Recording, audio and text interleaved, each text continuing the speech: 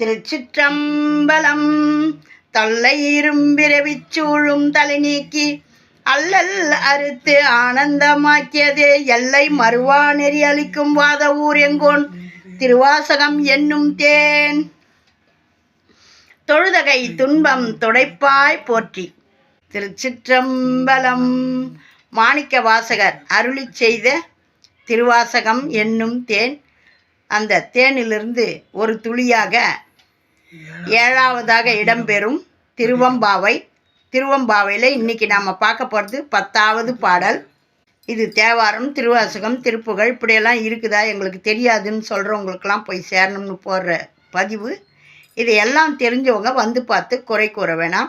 இப்போ தான் நம்மளுடைய பதிவை முதல் முறையாக பார்க்குறீங்கன்னா லைக் பண்ணுங்கள், ஷேர் பண்ணுங்கள், சப்ஸ்கிரைப் பண்ணுங்கள், ஆல் பெல் பட்டனை கிளிக் பண்ணுங்கள், ஸ்கிப் பண்ணாமல் பாருங்கள். திருச்சிற்றம்பலம்.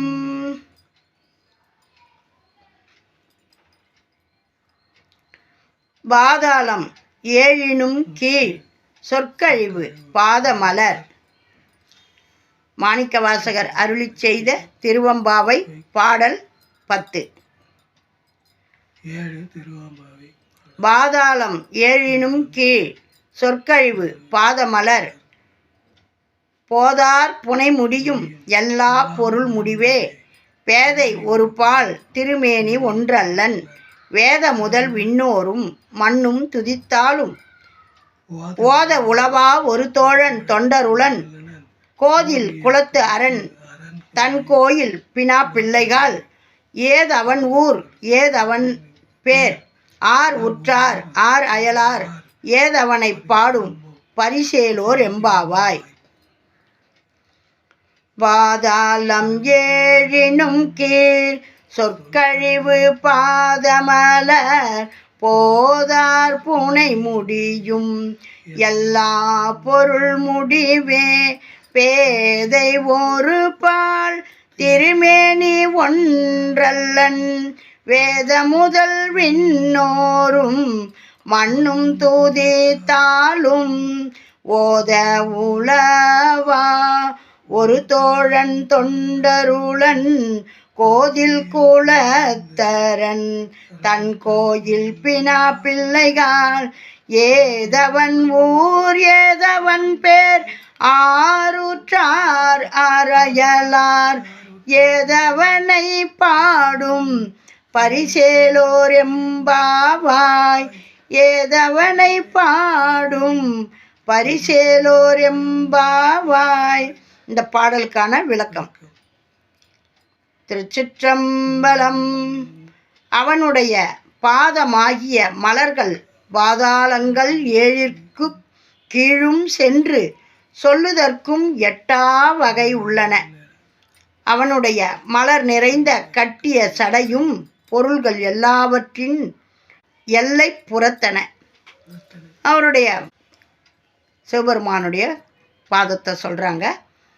அவருடைய பாதங்கள் ஏழிற்கும் கீழ் சென்று, அதாவது பாதாளத்தில் இருக்குதான், அந்த எட்டா வகை உள்ளன. கீழும் சென்று ஏழிற்கும் கீழும் சென்று சொல்லுதற்கு எட்டா வகை உள்ளன. அவனுடைய மலர் நிறைந்த கட்டிய சடையும் அவருடைய ஜடாமுடியில் மலர்லாம் வச்சு கட்டியிருக்கிற எல்லாவற்றின் எல்லை புறத்தன. அவன் பெண்ணை ஒரு பாகம் உடையவன். அம்பால ஒரு பக்கமாக வச்சுட்டுருக்கார் இல்லையா, அது சொல்கிறாங்க. அவன் பெண்ணை ஒரு பாகம் உடையவன். அவன் திரு உருவங்களோ 1 2 அல்ல. ஒரு உருவம் இல்லை, 2 உருவம் இல்லை, அவர் எல்லா உருவமும் ஆனவர்.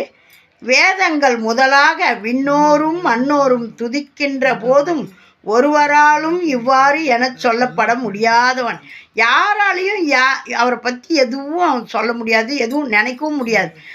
நேற்றே சொன்னாங்க இல்லையா, முன்னைக்கு முன்ன பழம்பொருளும் அவர் தான், புதுமைக்கு புதுமையும் அவர் தான்ட்டாங்க.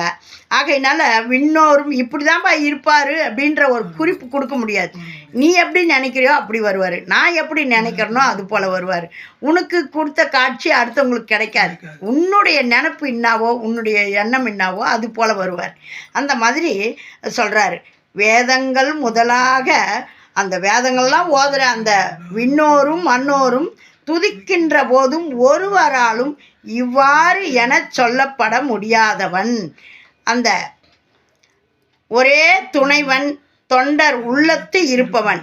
ஒன்றே ஒன்று மட்டும் தெரிஞ்சுக்கலாம்பா, எல்லாம் எங்கே இருக்கிறாருன்னு கேட்டால் அந்த தொண்டர்களுடைய மனசில் தான் இருப்பான். தொண்டர் உள்ளத்து இருப்பவன். குற்றமற்ற குலப்பெண்களான சிவன் கோயில் பணி செய்யும் பெண்களே. அதுவும் யாருன்னு கேட்டினா குற்றங்குறை இல்லாமல் அந்த கோயிலுக்கு தொண்டு செய்கிற பெண்களாக இருப்பாங்களாம்.